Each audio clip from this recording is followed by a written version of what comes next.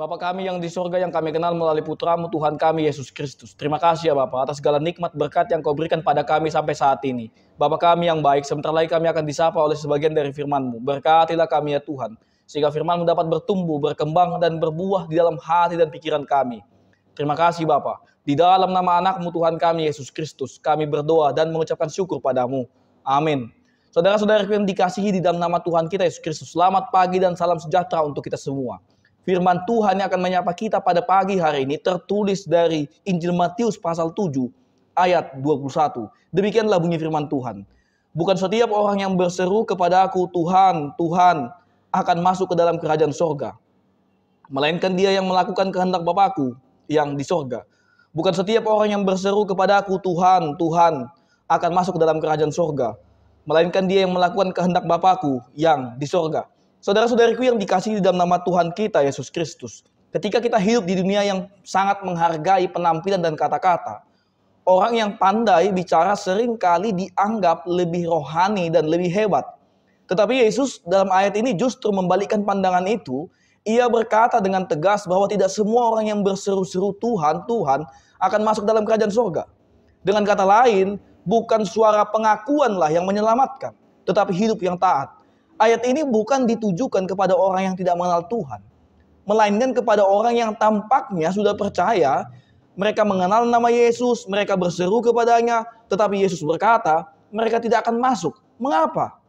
Karena mereka hanya mengenal Yesus di bibir, bukan dalam hatinya.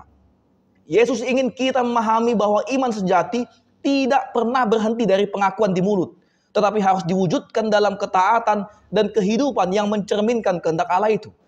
Ada beberapa hal yang bisa membantu kita untuk memahami ayat ini. Yang pertama, iman yang hanya di bibir. Yesus tidak menolak pengakuan saudara-saudariku semua, tetapi ia menolak kemunafikan.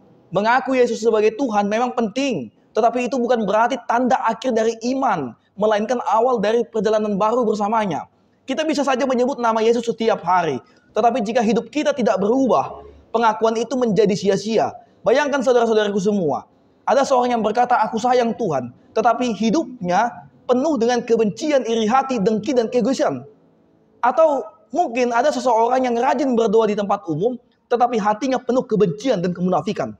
Saudara-saudariku semua, Yesus tidak akan pernah tertipu oleh hal-hal seperti itu.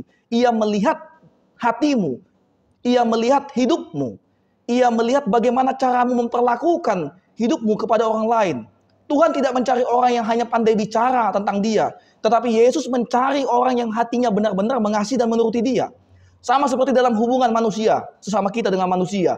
Kata aku cinta kamu tidak berarti apa-apa jika tidak diikuti oleh tindakan. Saya bisa mengatakan aku cinta padamu. Atau mungkin saya mengirimkan pesan melalui WhatsApp, membuat love. Tapi itu tidak menjadi bukti bahwa saya mencintaimu. Demikian juga Tuhan, saudara-saudaraku semua. Tuhan menantikan kasih yang kita wujudkan dalam hidup yang berbuah. Bukan hanya kata-kata yang indah saja. Saudara-saudaraku semua, itu yang pertama. Yang kedua, melakukan kehendak Bapa. Yesus berkata, melainkan dia yang melakukan kehendak Bapakku yang di sorga. Inilah inti dari pengajarannya. Tuhan tidak mencari pengakuan, tetapi ketaatan.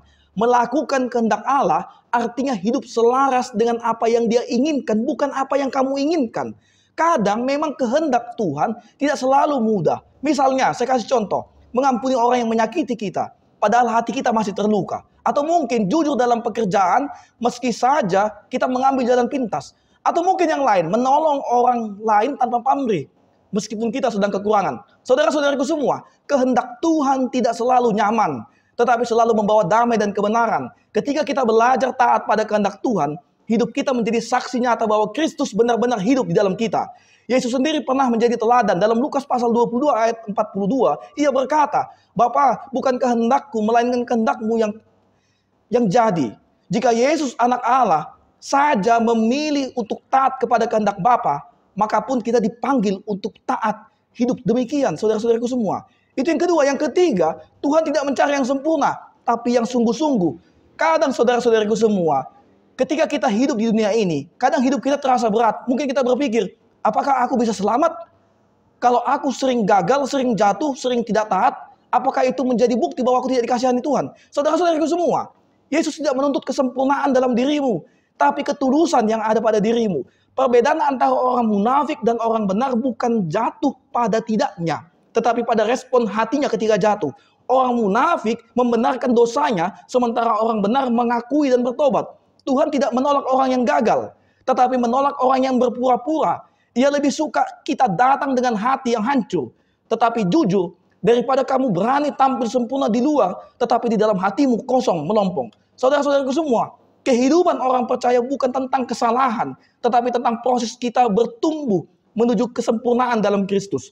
Tuhan mau kita jujur, Dia mau kita bertobat, dan terus melangkah di jalannya. Untuk itu saudara-saudaraku semua, mari kita menjadi pengikut Kristus yang setia, bukan hanya di bibir, tapi juga di dalam hatimu. Amin. Kasih karunia Tuhan kita Yesus Kristus, kasih Allah Bapa, dan persekutuan Roh Kudus, kiranya memberkati kamu sekalian, hari ini, besok, lusa, sampai selama-lamanya. Amin.